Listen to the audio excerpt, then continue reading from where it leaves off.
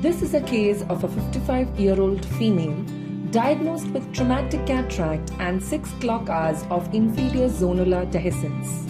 In order to salvage the poorly supported capsular bag, we demonstrate the surgical technique, a dual endocapsular support with CTR and CTS. Standard side port and main port incisions are made. A continuous curvilinear capsulorhexis was created starting away from the area of the dialysis. Hydromaneuvers were performed gently to free the lens nucleus. A polymethyl methacrylate CTR is inserted into the capsular bag with forceps through side port. The ring is pushed gently and progressively in a plane parallel to that of capsular bag. The open ends of the ring are faced away from the zonular dialysis. After debulking the nucleus, phacoemulsification was performed using direct chop technique with relatively low flow rate. Multiple small chops are performed on the nucleus and emulsified to prevent the tension on the capsular bag. Epinucleus sheet is gently aspirated, keeping an eye on the rhexis margin. Loose cortex is expressed out with the help of viscoelastic device. A foldable intraocular lens is implanted gently into the capsular bag. To achieve centration of the capsular bag, scleral fixation is done using CTS. A Phonics-based conjunctival flap is made at 6 o'clock position. A partial rectangular scleral flap is created using a crescent knife. A 9O double-arm polypropylene suture with straight needle is passed through the clear corneal incision from 12 o'clock position and is taken out below the partial scleral flap at a distance of about 1.5 mm away from the limbus using a 26 gauge needle. The other end of suture needle is passed through the same incision and brought out through the main tunnel, threading the central eyelet of the CTS, following which it is docked and withdrawn out with the help of a bent 26 gauge needle. Segment is inserted into the anterior chamber and rotated such that comma-shaped central eyelet is placed anterior to the anterior capsule.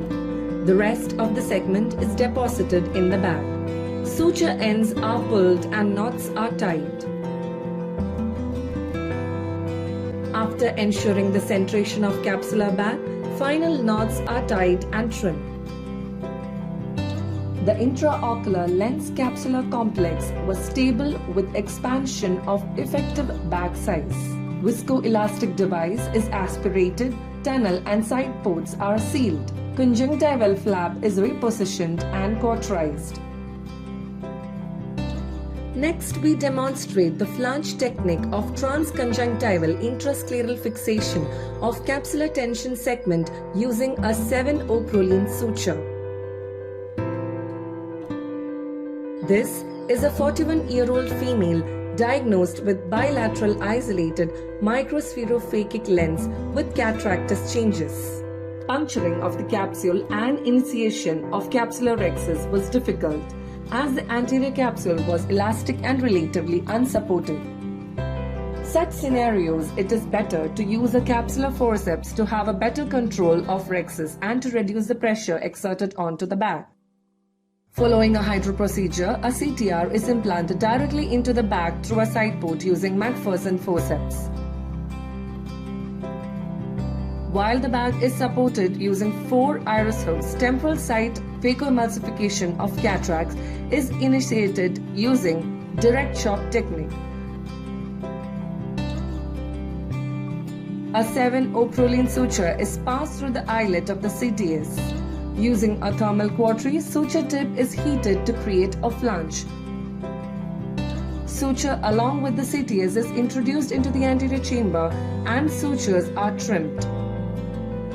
A 90-degree bent 26 gauge needle is inserted 2 mm behind the limbus transconjunctivally to sulcus at 9 o'clock position.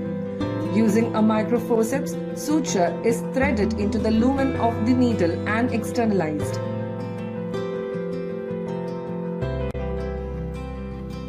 Similar procedure was done at 3 o'clock position. Both the CTAs are positioned into the bag. Sutures are pulled externally to stretch the capsular bag. Suture tips are trimmed and heated with a thermal quadri to create a flange.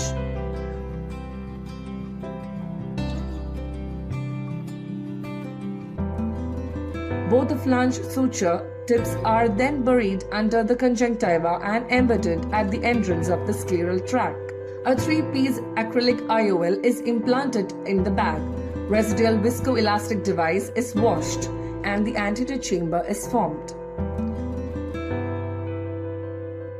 So, these are the detailed step-by-step technique in management of a profound zonular dehiscence using capsular tension segment. To conclude, choice of endocapsular device depends on the degree of zonular instability. CTR creates an equally distributed centrifugal force to the equator of the bag. Early ring placement provides capsular distension and prevents capsular bag collapse during phacoemulsification. CTS provides a stable long-term solution through scleral fixation.